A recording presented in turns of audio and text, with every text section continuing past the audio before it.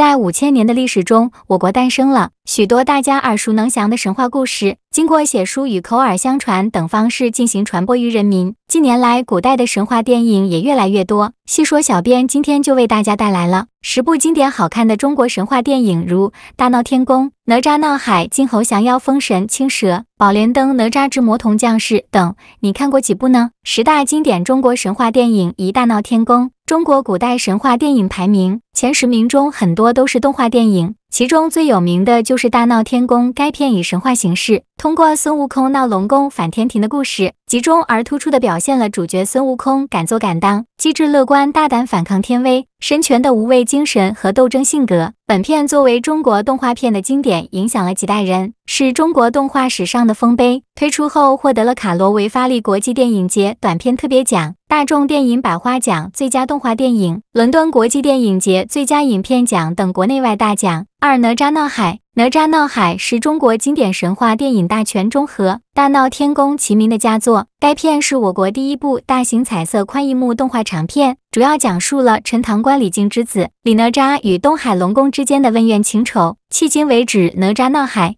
都是中国动画电影的高峰之一。这部作品象征着当时动画电影界的最高水准，它是第一部在戛纳参展的华语动画电影，而且获得了菲律宾马尼拉国际电影节特别奖、大众电影百花奖最佳动画电影奖等国内外各大电影节大奖。金猴降妖。中国神话故事电影《金猴降妖》讲述了孙悟空被如来压在五行山下，后被唐僧救出，跟随其西天取经。在取经过程中路遇白骨精，悟空3打白骨精幻化的平民被唐僧赶走，唐僧亦被白骨精抓获，后八戒请悟空出山灭妖精救师傅的故事。本片是20世纪最后一部成人向的西游记动画，这次突破了原先大闹天宫里的孙悟空形象，创作出一个更加细腻写实、性格饱满的齐天大圣。该片曾获得芝加哥国际儿童电影节动画故事片1等奖、金鸡奖最佳美术片奖等国内外奖项。封神。封神是乌尔善导演多年打造的中国神话系列电影，讲述了商王殷寿与狐妖妲己勾结，暴虐无道引发天谴，昆仑仙人姜子牙携封神榜下山，寻找天下共主以救苍生。西伯侯之子姬发逐渐发现殷寿的本来面目，反出朝歌的故事。影片2014年就已经启动，2022年第1部才上映，投资高达30亿人民币。乌尔善是要打造出属于中国的指环王五青蛇。许多中国古装神话电影都是魔改的，其中细说小编最推荐的还是徐克的青蛇。影片由张曼玉、王祖贤、赵文卓主演，讲述了出身青城山下紫竹林的青蛇与白蛇共同修炼500年，二蛇徜徉人间为亲所获的故事。片中青蛇和白蛇的造型设计上借鉴了昆曲和杨柳青年画，江南意象更熟，在片中表现得淋漓尽致。该片脱胎于李碧华的原著，将立意提升到更高的精神层面上，精心打造的对白和恰到好处的内心挣扎都是对原著完美的再现。宝莲灯。中国古代神话电影动画中，宝莲灯非常有名。影片根据同名中国神话改编，讲述了沉香历尽艰辛，拜师学艺，最终通过宝莲灯打败舅舅二郎神，救出母亲的故事。这部国产动画大片改变了动画片赔钱赚吆喝的惯例，强大的配音阵容和好听的 OST 到现在看仍然是国产动画的顶配。推出后投入产出基本持平，在当时被称为奇迹。影片于1999年7月30日上映，并获第19届中国电影金鸡奖最佳美术片奖。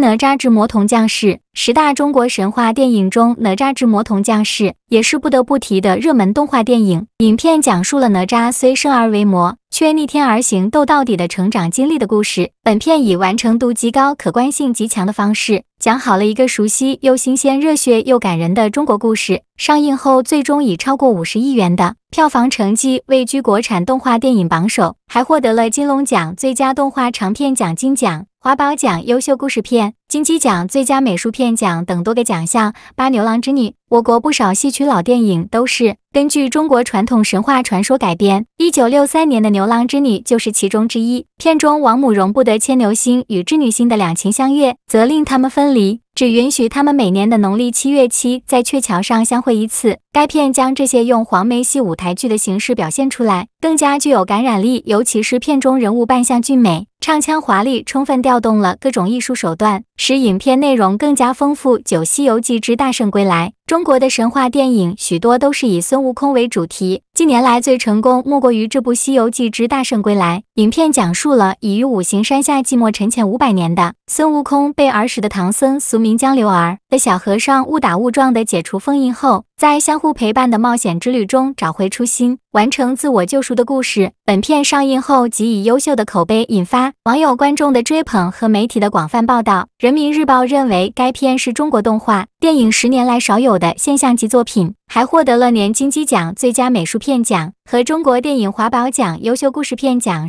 阿诗玛。阿诗玛是彝族撒尼人的经典神话传说，一直以来被改编成电影及京剧、滇剧、歌剧、舞剧、撒尼剧等，在各地上演。其中1964年的同名电影《阿诗玛》非常经典，讲述了美丽的姑娘阿诗玛与勇敢的青年阿黑不为金钱权势，勇敢追求爱情的故事。片中把爱情描写融合在特定历史背景和社会斗争中，去引起人们的丰富想象，抒发群众对美好事物的追求和向往。